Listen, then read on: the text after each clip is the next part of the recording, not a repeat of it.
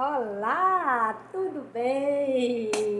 E aí, como foi o final de semana de vocês? Tudo bem? Correu tudo bem? Vocês estão todos bem? Gostaram do nosso conteúdo? Pensaram um pouquinho? Viu? Responderam lá a atividade? Quanto mais nós aprendemos, meus amores, sobre algo que não conhecemos, fica melhor para nós entendermos. À medida que eu conheço, eu vou perdendo medo. É que nem, por exemplo, andar de bicicleta. Eu não sei andar de bicicleta. Meu pai começa a me ensinar, minha mãe começa a me ensinar. Minha bicicleta tem rodinhas. Eu sei que eu não vou cair, mas quando é criança você fica ali com medo de cair, fica, não solta pai, não solta mãe, não solta, não solta. Quando você aprende, zap, o medo desaparece. Mas por quê? Porque você jogou um pozinho de pirlim-pim-pim sobre sua cabeça e o medo foi embora? Nunca nessa vida, meus amores. É porque nós aprendemos. E quando aprendemos, era desconhecido. Por ser desconhecido, causava medo. Já não é mais desconhecido, agora é conhecido. Então, foi embora o temor. Exatamente é dessa forma que nós temos que lidar com o nosso conteúdo deste mês, tá bom? Eu já vou pedir a vocês, não é? Que mais uma semana em que nós iremos estudar mais um capítulo de João. E o capítulo a ser estudado hoje será o capítulo 19. Na verdade, nós precisaríamos ler todo o capítulo 19.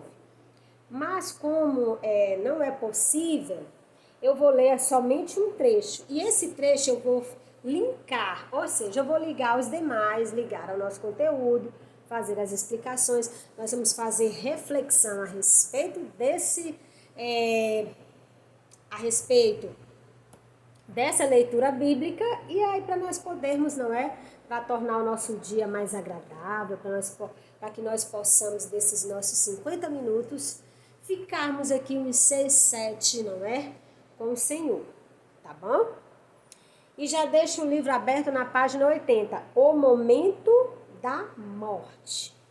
E o nosso capítulo hoje é o livro de João, Novo Testamento. João é Novo Testamento, é um dos evangelistas. O nosso capítulo será o 19 e o nosso versículo será... Eu não vou nem dizer os versículos, eu sei que serão alguns versículos que nós vamos fazer a leitura aqui. O 17 será um deles, tá bom? O 17 e o 18. Ok, todo mundo já localizou, página 80 do livro. Livro de João, capítulo 19, versículo 17 em diante, tá bom? Então vamos dar início à nossa aula em nome do Pai, do Filho e do Espírito Santo. Amém. Pai nosso, que estais nos céus, santificado seja o vosso nome. Venha a nós o vosso reino, seja feita a vossa vontade, assim na terra como no céu. O pão nosso de cada dia nos dai hoje. Perdoai as nossas ofensas, assim como nós perdoamos a quem nos tenha ofendido. E não nos deixeis cair em tentação, mas livrai-nos do mal. Amém. Em nome do Pai, do Filho, do Espírito Santo. Amém. Mas livrai-nos de todo o mal. Amém. Meus amores, o nosso conteúdo hoje será o momento da morte.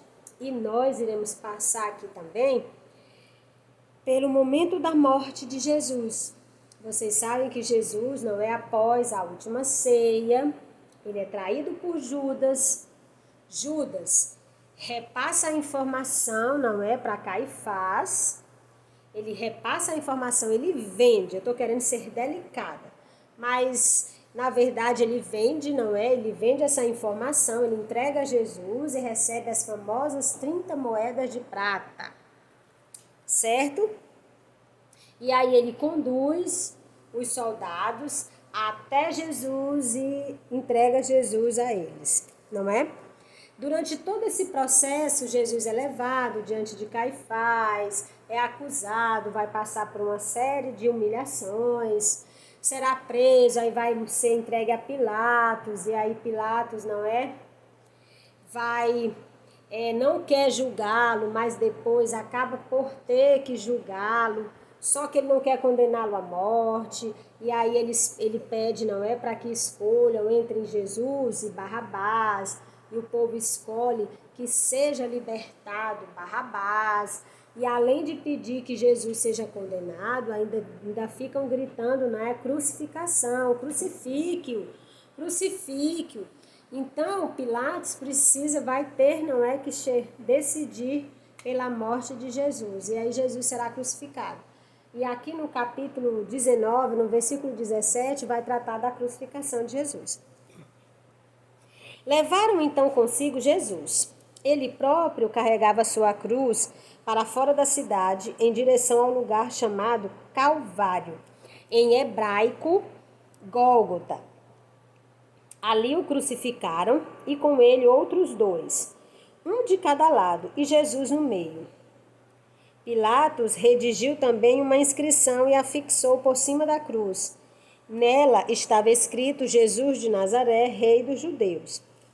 Aí aqui, na página, continua sendo na página, ou eu falo da página, mas não é página, desculpa, vamos lá. Versículo 28. Em seguida, sabendo Jesus que tudo estava consumado para se cumprir plenamente a Escritura, disse: Tenho sede. Havia ali um vaso cheio de vinagre. Os soldados encheram de vinagre uma esponja e, fixando-a numa vara de isopo, chegaram-lhe à boca. Havendo Jesus tomado do vinagre, disse: Tudo está consumado. Inclinou a cabeça e rendeu o espírito. Vejam, não é? Já não bastasse tudo o que ele tinha passado, e durante todo o período que ele foi preso, ele não bebeu, não comeu, passou por tudo aquilo, e no último momento, a única coisa que ele pede é um pouco de água, para poder, não é, matar a sede dele, porque naquele calor, carregando aquela cruz, preso, já tendo sofrido tudo, ele deveria estar, não é, a matéria dele, o corpo dele, deveria estar assim, nossa, querendo demais tomar uma água, não é, refrescar, e ainda é obrigado a tomar vinagre, não é, embebida ali naquela espécie de esponja. Quanta tristeza. Mas vocês vão ver que quando ele diz tudo está consumado, antes disso ele vai dizer, não é? Perdoa-os, Pai, perdoai-os, pois eles não sabem o que fazem, não é? Esse momento da morte de Jesus, para a humanidade, ele é um divisor de águas. Embora seja uma história assim, muito violenta, brutal, de uma agressividade assim, ímpar, não é? Mas é o momento da morte de Jesus. E esse momento da morte ele vai acontecer para todos nós. É óbvio que para ele foi algo muito difícil. Ele carregava sobre si todo o peso da humanidade. E ainda teve que arrastar aquela cruz gigantesca, não é mesmo? Mas agora nós vamos tratar desse momento da morte. E para que vocês entendam, assim, para nós fazermos uma reflexão, é tentar entender esse amor que constrange, esse amor máximo, pleno.